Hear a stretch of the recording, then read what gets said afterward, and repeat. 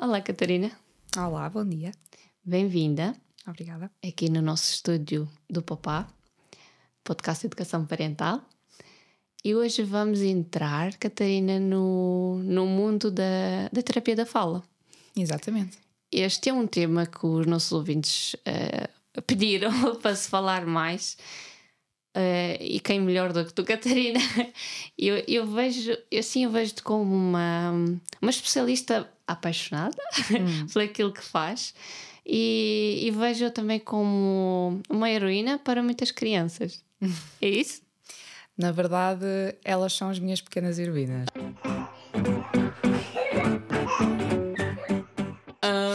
Que bem dito. Sou terapeuta da fala, sim. Trabalho desde sempre com crianças e elas têm uma pequena parte de mim.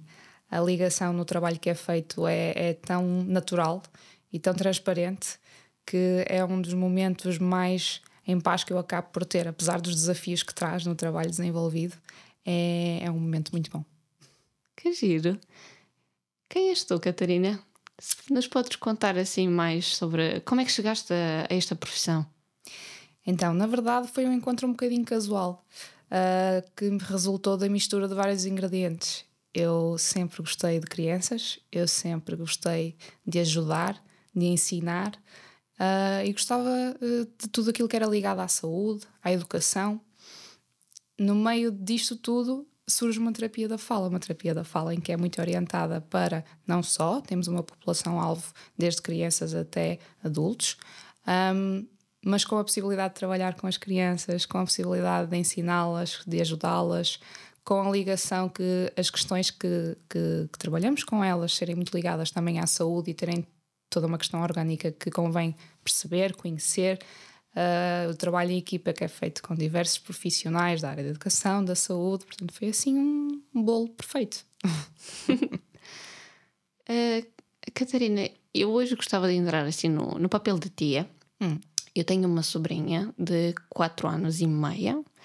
Ela está fora, está a viver na Polónia e ela está atualmente a fazer terapia da fala. E eu tenho a reconhecer que eu tenho uma noção do que é, mas gostava de saber mais, e vou-te pedir ajuda a ti, para perceber realmente o que é que acontece naquelas sessões de terapia da fala. Qual é a transformação que as crianças estão a receber? Porque parece que não é só para aquelas crianças que têm alguma dificuldade, não é, de pronunciar as palavras. Na verdade, a terapia da fala tem este nome, que faz esta associação e esta conotação direta à fala, mas é muito mais do que isso. Temos imensas áreas de intervenção e convém começar sempre pela base. A base de tudo, no nosso dia-a-dia, na nossa interação, é a comunicação da nossa socialização. Nesta comunicação, nós temos vários pressupostos de base que são importantes para adquirir tudo o resto. Temos a quantidade e a qualidade de um contacto ocular, temos a capacidade de estabelecer ou não atenção conjunta sobre algo entre o qual nós as duas estamos a falar ou com o qual nós estamos a brincar. Conseguimos estabelecer esta tríade, conseguimos perceber do que estamos aqui a brincar. Eu tenho iniciativa para te perguntar algo ou para te responder às solicitações que tu me pedes. Como é que eu comunico o meu agrado ou o meu desagrado com uma determinada situação? Eu só sou capaz de chorar e sorrir com isso? Ou eu consigo verbalizar isso de alguma forma? Portanto, temos aqui uma série de pressupostos de base que são dos principais para começar a terem atenção e para nos trazer mais. Mais que depois se desenvolve, por exemplo, numa linguagem, ok? Como é que eu começo a comunicar então estas necessidades? Eu começo a dizer algumas palavrinhas, eu peço-te para tu mudares, começo a introduzir aqui uma palavra, começa a haver um boom de palavras que eu começo a produzir. Entretanto, essas palavras começam a ser interligadas, começo a fazer pequenas frases com 2 palavrinhas. O papá come, não é? O bebê dorme. Começamos aqui a fazer esta união. Só mais lá à frente é que chega a fala. E como é que os pais e os educadores, porque no caso da minha sobrinha eu sei que foi na creche, foi a educadora dela que disse aos pais: nós achamos que a menina precisa mesmo de alguma ajuda, de auxílio com a ajuda da terapia da fala. Mas como é que os pais em casa também conseguem perceber que a criança precisa de alguma ajuda, neste caso, se for a necessidade da terapia da fala? Há alguns sinais de alerta que podemos estar de alguma forma atentos, muito relacionados com isto que acabamos de falar. Portanto, se eu quero brincar com a minha criança, se eu quero interagir com ela e noto muita tendência para ela não colaborar nesta brincadeira, ou ela ter brincadeiras muito repetitivas, ela não usar uma brincadeira de um faz de conta, quando começam a pegar nas vassourinhas e começam a fazer de conta que estão a limpar a casa. Quando noto que ela não consegue de alguma forma comunicar aquilo que são as necessidades base dela, não é? Se ela não consegue, se ela entra em frustração por isso. Depois, eu acho que isto no fundo acaba por surgir muito de uma forma inata. A grande maioria dos pais que nos surgem a pedir orientações ou conselhos já vem muito com uma questão muito construída, de género, olha, eu noto isto até porque eu tenho um outro filho, ou eu tenho um familiar, como a sobrinha, a Polónia, e noto que há aqui algumas questões que me preocupam. Portanto, os pais acabam por ter esta sensibilidade. Eu sou mesmo da opinião é que quando existe esta dúvida, o ideal será procurar alguma resposta a esta dúvida. E a melhor maneira de o fazer é dirigir-se mesmo a alguém da área que possa perceber o que é que está aqui em causa. E qual é o primeiro passo quando se recebe uma criança que achamos que precisa dessa ajuda? Na verdade, o primeiro passo e o mais importante é perceber aqui todo o contexto envolvente, ok? O contexto familiar, o contexto escolar. Portanto, o primeiro momento, na verdade, é uma grande conversa com os pais e uma grande recolha de informação junto dos pais para perceber não só qual é a preocupação, mas sim como é que é o comportamento da criança neste dia-a-dia. Não só uma conversa, mas também uma observação. Não é? A observação no imediato. Como é que os pais conseguem estar a lidar com estas questões da criança. Pronto. Neste momento, e isto é algo que nem sempre nem sempre os pais têm esta noção, não é? Que é, eles receiam que se forem procurar uma resposta, que esta resposta se vá traduzir em tem um problema. A menina tem um problema ou a menina vai precisar de intervenção e vamos ter que começar a trabalhar com isto. Muitas das vezes até entram um pouco em negação, quando na verdade não é necessariamente isto que acontece, ok? Temos situações em que os meninos estão dentro daquilo que é expectável para o desenvolvimento padrão, ok? E que apesar de poderem estar um bocadinho no limiar, ainda estão dentro daquilo que é o desenvolvimento expectável e portanto não necessitam de uma intervenção imediata. E isto é uma resposta que tranquiliza os pais. Outras das vezes até podem ter alguns sinais de alerta, sim, e como eles já estão a ser percebidos, nós conseguimos partilhar algumas estratégias para os pais adotarem no dia-a-dia e isto ser o suficiente. E em última instância, se realmente este menino precisar de intervenção, se nós começarmos a fazê-lo numa fase precoce, é o melhor, é o ideal, porque quando somos tão pequenininhos, temos ali uma fase de desenvolvimento e em questões neurodesenvolvimentais que está a acontecer muito depressa e é a melhor altura para conseguirmos promover este desenvolvimento e tentar levá-lo para o rumo que nós queremos. E tem alguma idade mínima para começar a fazer a terapia da fala? Depende das situações. Okay. E por isso o ideal não será pensar em idade mínima, mas sim naquilo que motiva esta procura. Tá bem? Porque, por exemplo, começamos por falar na base da comunicação. Não é? E esta base da comunicação, vamos pensar nos pequeninos. Este sorriso quando estamos a interagir com os nossos pais, este olhar para o objeto de que estamos a falar ou a brincar, começa tudo muito cedo. Não é? E quando logo na base temos estas questões a ficarem um bocadinho aquém, se calhar aqui já merece uma atenção. Okay? Ou mesmo em termos das primeiras palavrinhas e deste desenvolvimento que as primeiras palavras começam a surgir com cerca de 1 aninho. Começam a surgir, começamos a compreender algumas palavrinhas também. Com 2 anos já começamos a juntar 2 palavras. Com 3 já temos uma pequena frase. Menino come pão. Podemos não ter ali aqueles conectores, não é? Ou nem sempre ser muito concordante. ou às vezes a palavra não ser bem pronunciada, mas já temos aqui alguns patamares e, portanto, depende sempre do patamar em questão. E por isso é que essa avaliação, para perceber em que fase é que estamos, é que é muito importante. Até mesmo em termos articulatórios, pronto, aquela tal área que toda a gente conhece na terapia da fala. Há aquele mito de quando entrar na escola, depois ele aprende a falar. Na verdade, nós temos, mais uma vez, o nosso repertório fonético vai sendo desenvolvido ao longo do nosso desenvolvimento, dos vários anos de vida, e alguns sons surgem muito cedo, outros surgem um bocadinho mais tarde. E se aqueles que deveriam ter surgido mais cedo não surgiram, e se ultrapassa esta fase e começam a surgir outros, normalmente estes que ficaram para trás precisam mesmo de uma ajudinha para aparecer, porque aquela linha que deveria ter sido corrida sofreu um pequenino desvio. Okay? Nós queremos ajudar a retornar ao ponto. Até porque aos 6 anos, que é quando entramos no primeiro ano, e é um primeiro ano que passa a correr, imensas aprendizagens, leitura e escrita, tudo a acontecer, o ideal será já termos todos os sons da língua portuguesa adquiridos para conseguirmos perceber, ok, este som que eu estou a dizer corresponde àquela letra que eu estou a aprender. Porque se eu não digo este som, se eu não compreendo este som e me estão a apresentar uma letra que eu nem sei bem a que é que vou associar, como é que eu depois consigo fazer esta associação para uma escrita? Depois começam a surgir alguns erros na leitura e na escrita. Começam a surgir algumas trocas.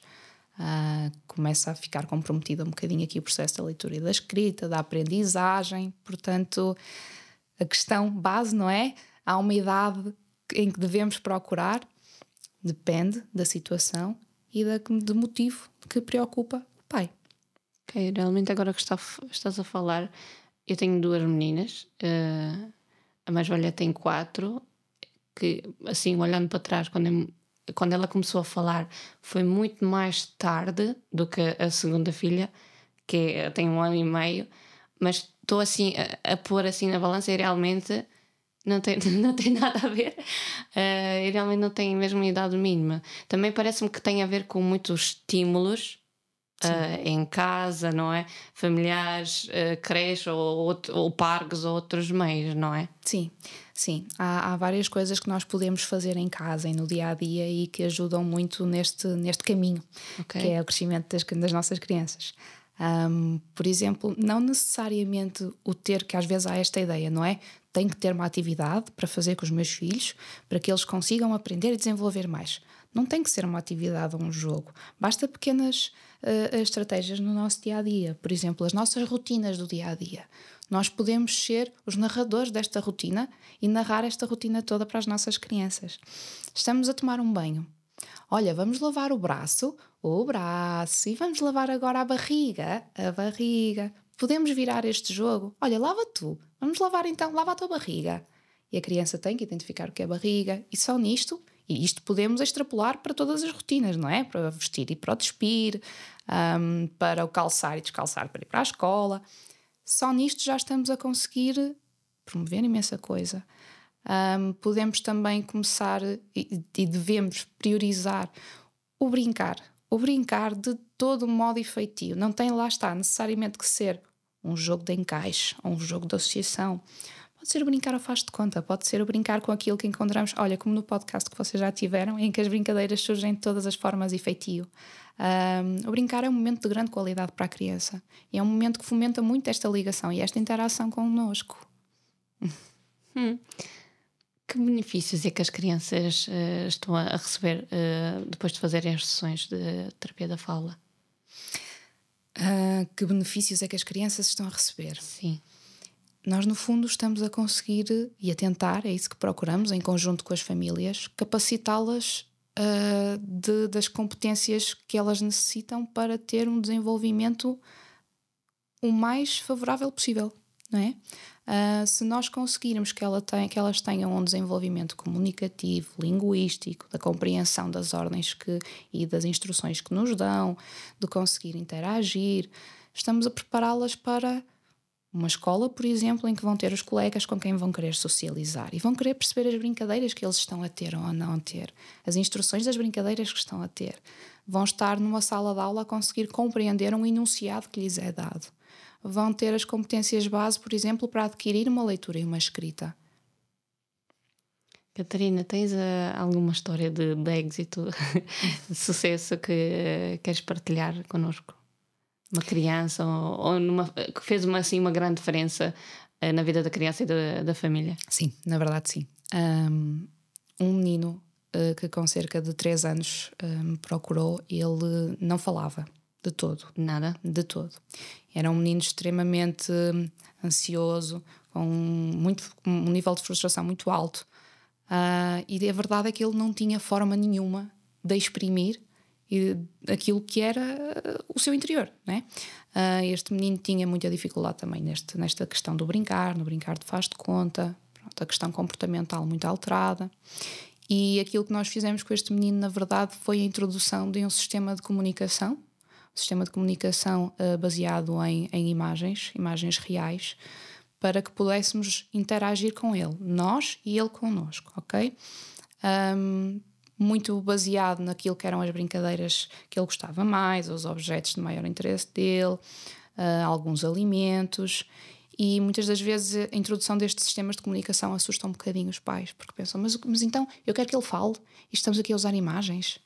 Mas na verdade estas imagens são um auxílio, estamos a dar-lhe uma ferramenta para ter como comunicar, para conseguir associar àquilo que estamos a falar também, para ele fazer o mesmo connosco, para que, idealmente, isto seja só um sistema aumentativo que a dada altura já não precisemos dele.